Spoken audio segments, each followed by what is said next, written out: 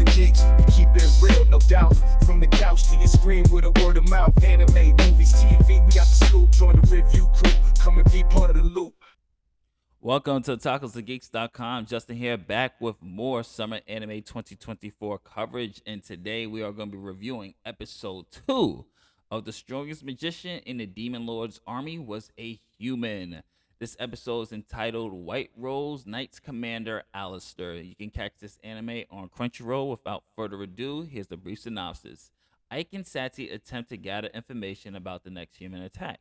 Meanwhile, Alistair from the White Rose Knights is already gathering her troops behind them.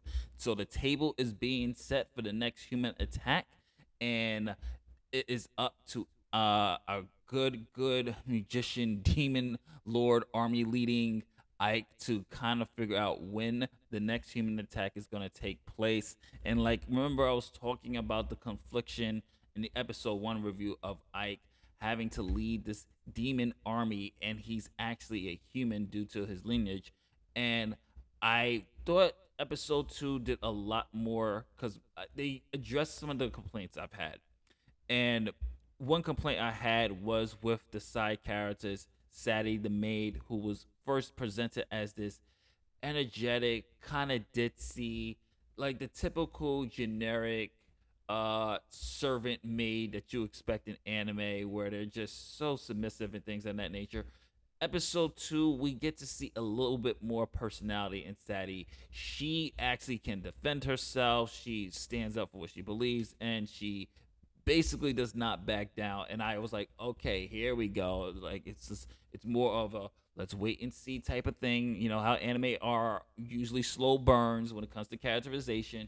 So her character is actually starting to come out, especially when she was going against another side character, Lilith, who is basically, she hates, or her views on humans. She views humans less than them, and she's wondering why this demon lord army leader commander is having this human servant around. And I did like this episode. I thought it was a little better. I do have a couple of complaints, and I agree with the commenters on Crunchyroll with this, but I'm gonna explain a little bit of it, my theory on this. And if you read the manga, of course you already know everything.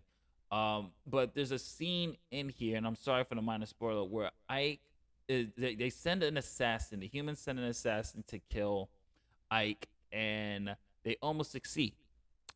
And one of the comments in the comment section in the Crunchyroll, and in the Crunchyroll forum, or at least in the comment section of the actual episode, is people were like, "Wait a minute, he is a magician. He's this magical demon lord of this army, and he doesn't have barrier spells. He's not putting barriers or something to protect them." And my theory to that is that Ike, because of his stance on peace between humans and demons, he doesn't feel the need like he has to kind of protect himself, or it could be a wake up call. And I'm thinking that this is going to be a wake up call for the character, where we're going to see a little bit of a dynamic change in him, where he's not going to be too comfortable, especially on the battlefield, where he feels like, okay, things can't get touched, or he can't get touched. No one's going to try me.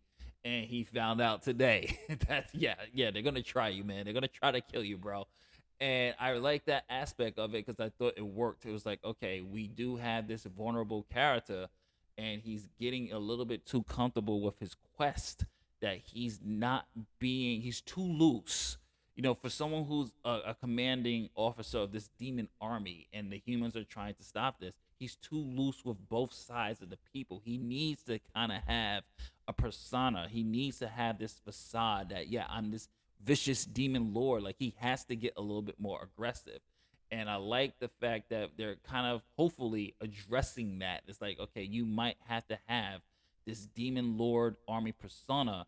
Yes, you're wearing this mask, but you're not playing towards the mask. You're still Ike you're just Ike wearing the mask. But when you put that mask on, you need to be what people see in that representation of this powerful demon lord commander. You gotta get a little bit ruthless, Ike. And I did like that. And I like the conflict between the humans and the demons. I did like also the fact that we're starting to see how Ike's vision of peace between both parties can actually coexist. I mean, Ike gives he, they were building this particular town that he's been made basically like the mayor of or some type of commander of, and he decides that he's going to implement jobs, do 8 hour shifts, 8 hours for the humans, 8 hours for the demons, and they'll rotate. That was constant. So the rebuilding process will take less time, and he'll pay everybody, and they're actually working together. So we're seeing glimpses of what his future will look like if he was able to really implement these type of changes. So overall, I will definitely say I liked episode 2.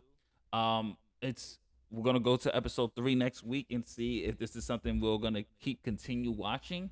Because we do the 3 anime rule. But I did like this one. I did like the fact that Ike really is a little bit too loose, too comfortable with his pacifism, that he has let his guard down, that he forgets that, hey, this is war times. People are trying to kill me. And hopefully next episode you see a little bit of it because he starts to get more offensive, or get on a more offensive, and he's trying to now figure out who's trying to kill him. So now he's like, okay, they try to kill me, bet, let's go find out who's doing it, and let me try to talk to him and do everything else. So definitely I will give this another watch it. This is Justin from otakusandgeeks.com. Keep watching this one.